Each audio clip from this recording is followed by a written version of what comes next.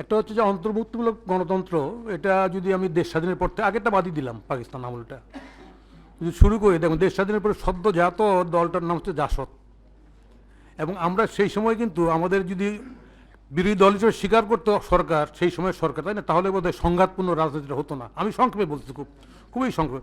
এবং এই যে সংঘাতপূর্ণ রাজনীতিটা হলো ডাকসুর থেকে সংসদ পর্যন্ত, এবং এর পরিণতি কিন্তু 8টা আওয়ামী লীগের এমপি কিন্তু মারা গেছে, ঈদের জামাতের মতো গুলি করে মেরে দিছি, আমি মারছি, অমুক মারছে, তমুক করছে, এই ঘটনা ঘটছে। মানে একটা অন্তর্বর্তীমূলক সমাজ কিন্তু হলো না সেই সময়ে।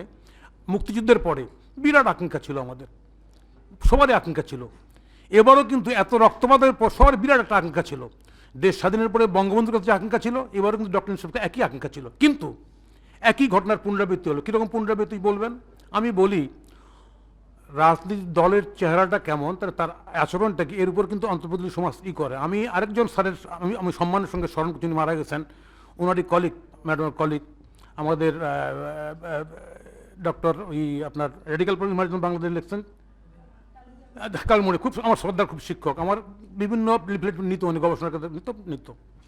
তো উনি তখন রাজনীতি থেকে নেই, যদিও বিএনপি পন্থী, উনি মানে আমেরিকান পন্থী রাজনীতি সাপোর্ট করতো, আমার সাপোর্ট করতো না, অনেক আলোচনা হতো।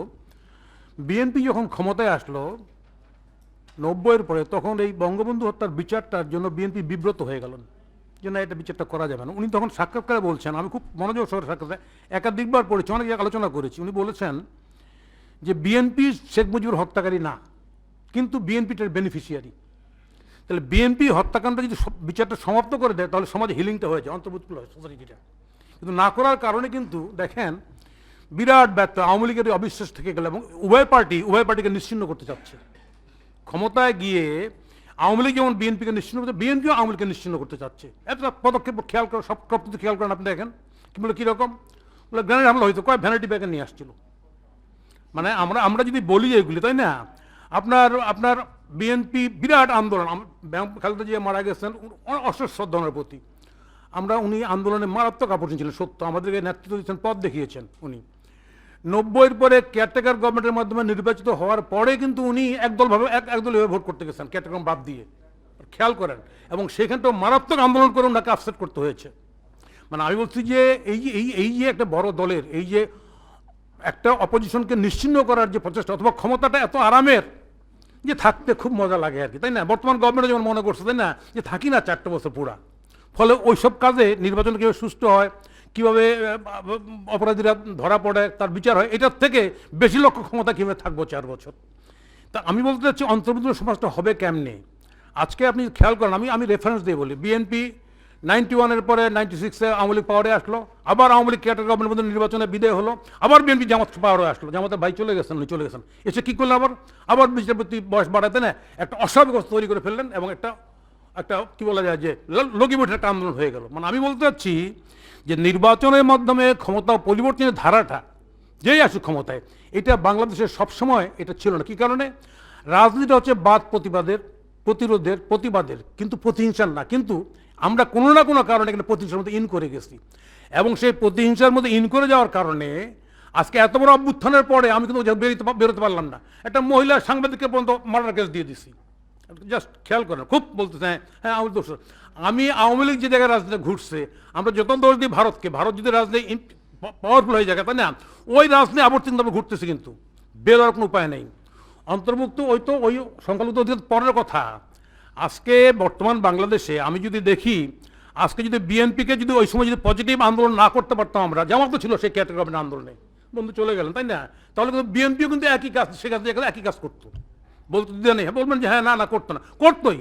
কারণ ক্ষমতাটা এমন একটা জিনিস, ওখানটা গেলে সবারই পাছাটা মোটা হয়ে যায়, ঘাটটাও মোটা হয়ে যায়, কথা শুনতে পান না ওনারা তখন পাবলিকের। এই অবস্থা। আজকের প্রেক্ষাপটে আমি যেটা বলতে চাচ্ছি, ইয়েস, এখানটায় অনেকে খুব মাইন্ড করবেন। আজকে গভর্নমেন্টের দৃষ্টিভঙ্গিটা কি, বর্তমান গভর্নমেন্টের এটা প্রথমে তো ক্রেডিবিলিটি হারাই ফেলছে। এই কারণে উনি সবাইকে একই হত্যা মামলা সবাই হত্যা করতে গেছে নাকি। হ্যাঁ, একটা রিজিম আওয়ামী লীগ, শেখ হাসিনা, ইয়েস করছে, তাই না। তাহলে এখানটায় আমি যদি একটা শেখার তো জানার তো অনেক কিছুই আছে, এটাই পূর্ণাঙ্গতা আমি বলি না। যেমন ধরেন দেশ স্বাধীনের পরে কিন্তু কোয়ালিফাই করা হয়েছিল জেনারেল ক্ষমতারা, যে যারা হত্যাকাণ্ড করছে, যারা রেপ করছে, যারা বাড়িঘর পোড়াইছে, এরা দে উইল ফেস ট্রায়াল। যাক সেটা কতদূর হয়েছে কতদূর সেটা আরেকটা আলোচনা। আমি বলছি একটা কোয়ালিফাই করা হয়েছে। এখানটায় কি হলো? এখানটায় এখন পর্যন্ত গ্রেপ্তার হচ্ছে, আবার তারস্বরে বলতেছে তাই না আমি যে না 17 মাস পরে আমার পার্টির এক নেতাকে ধরা হয়েছে এখানটায়। আমি জিজ্ঞেস করছি ডিসিকে যে কেন ধরলেন তাকে? কয় ভাই তার তো ছবি, কি ছবি পাওয়া গেছে পাঠান। কয় যে ছবি পাওয়া গেছে তার ক্লাবের নির্বাচন আওয়ামী লীগের সঙ্গে ছবি ইলেকশন করছে। আমি আমার ছবি তো আছে সেখানে ধরেন না কেন? আমি কি বলবো, বিএনপিটা ধরাই দিচ্ছে। This is going on in society. আমি এলাকার থেকে আসছি, আমি প্রার্থী, একই ঘটনা ঘটতেছে, একই ঘটনা কি ডেভিল হান্ট একই ঘটনা ঘটতেছে। তাহলে এই যে অবস্থার ক্ষেত্রে আজকে আমরা যদি এই প্রতিহিংসার রাজনীতির পুনরাবৃত্তি করি, বাংলাদেশে ইনক্লুসিভনেস কখনোই আসবে না।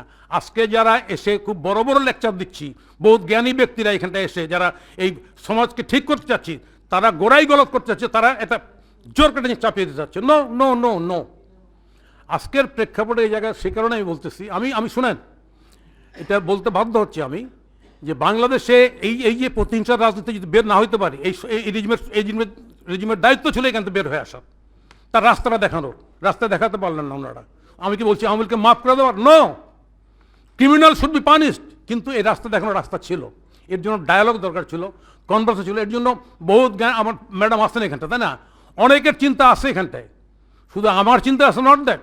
তাহলে সমস্ত চিন্তাগুলোকে ধারণ করে সমাজটাকে যদি একইভাবে পরিচালনা করতে পারতাম, আমাদের দেশটা আমরা বলি খুব খুব আমরা বাঙালি সবাই, কিসের সবাই বাঙালি আমরা না। এখানটায় আমাদের মধ্যে যে এই রাজনৈতিক এই কারণে যে ঘটনা ঘটে গেছে, সমাজটা আমাদের এক জায়গায় নেই, দুর্ভাগ্য। এই ভাই যে বললেন কয় যে 6টা সিট আসতে ওই জায়গায় দেখে দেন, ওই জায়গায় অন্য জায়গায় মহিলা আসলে দেখেন। আমি তো দেখি ওই 6টা সিটের মধ্যে পুরুষরা বসে থাকে, এই বেটা এদের নামে সিট হবে কি জন্য, এই জায়গা এদের নামে দিতে হবে কি জন্য? আমি ট্রেনে উঠে আমাকে বলতে হবে এই বাবা তোমরা উঠো তো, এখানটা এলডারলি পিপল দেখো দাঁড়ায় আছে এখানটা, উঠো তোমাদের না উঠো। আমার লোক এক লোক বসছে, অসুবিধা কি হয়েছে? আমি অসুবিধা আমার হয়েছে, আপনার হয় না, আপনি দাঁড়ায় আছেন, আমার অসুবিধা হয়েছে, লেট সিট। তো প্রতিদিন ঝগড়া করতে হয়। ওই যে 6টা সিট প্রতিযোগিতা আছে যে এরকম ডিসেবলরা বসবে, এই বসবে।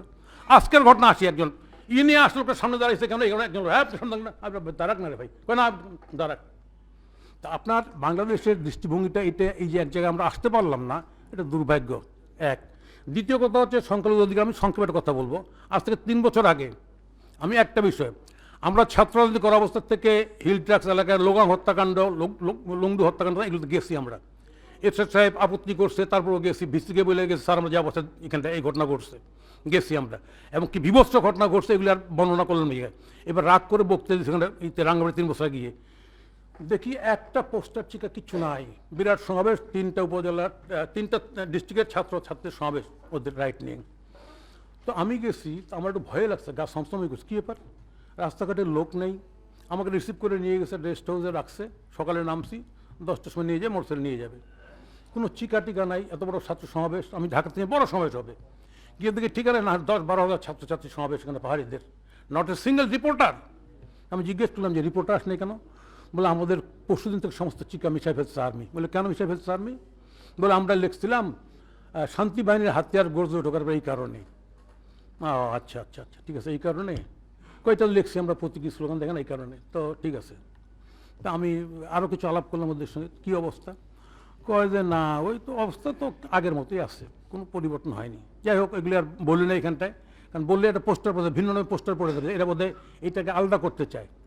তো আপনার একটা নিউজ পত্রিকা হয়নি, আমার মোবাইলটা আমি একটু বক্তৃতা দিলাম, উদ্দেশ্য করেই বক্তৃতা দিলাম যে ভাই কেন আমরাও তো মুক্তিযুদ্ধ হাতে গর্জিত বলতাম, আমাদেরকে মুক্তিযুদ্ধ করতে চাই, প্রতীকী স্লোগান একটা, এটা ঠিক আছে ওইটাই মিশাইতেন, বাকি সব মিশাইলেন কেন? কেন সাংবাদিক নেই এখানটায়? আমি তখন বললাম ছাত্র রাজনীতি, আমরা শান্তিপ্রিয় চাকমার লাশ নিয়ে আসছি, লোক হত্যাকাণ্ডে গেছি, এই পার্টটা তো আমাদের, এটা তো আমাদের বিউটি, ব্ল্যাক মল আমাদের মুখের মধ্যে, এটা সুন্দর একটা আপনার এটা নষ্ট করার তো আমরা ছোটোবেলায় পরিবেশ পরিস্থিতির মধ্যে পড়েছি। ওই বক্তৃতা দিলাম যে আমাদের এখানটায় উপজাতি ক্ষুদ্র জাতি সত্তা আছে, আমাদের হাতি আছে, খেদা আছে, এই আছে সেই আছে, হিল ট্রাস বান্ধব, আমরা ছোটোবেলায় পরিবেশ পরিস্থিতির মধ্যে পড়ছি। এটা সৌন্দর্য আমাদের শরীরের, বাংলাদেশের, কেন এটা নষ্ট করতেছি আমরা? আজকে আমাদের দৃষ্টিভঙ্গিটা এমন হয়ে গেছে, যত কথাই বলি না কেন রাজনীতির কারণে এখানটা আমরা কিন্তু খুব অন্তর্ভুক্ত নয়, বরঞ্চ অ্যালিনিয়েটেড। এখন যেমন এই যে কথা বললেই এই যে বর্তমান যারা আছেন, তাই না, ইনারা মোটামুটি খুব ভালো কাজ করতেছেন। হ্যাঁ, ভালো কাজ তো করতেছেনই, ওনারা নিজেদের সমস্ত দায়না চোখা মিটাই ফেলছেন, ভালো কাজ না এটা, ভালো কাজ তো এগুলি। তো নিজেরটা মিটাই ফেললাম, বাকি সমাজেরটা দেখবো না, এটা ভালো কাজ হয় নাকি? তাহলে আমি বলতেছি এখনও যারা যারা এই আন্দোলনের নেতৃত্ব দিচ্ছে, তারা যদি এই প্রতিহিংসার দৃষ্টিভঙ্গি বের না হতে পারে, এই বাংলাদেশটা ওই জায়গায় থাকবে এবং এর পরিণাম হবে ভয়াবহ।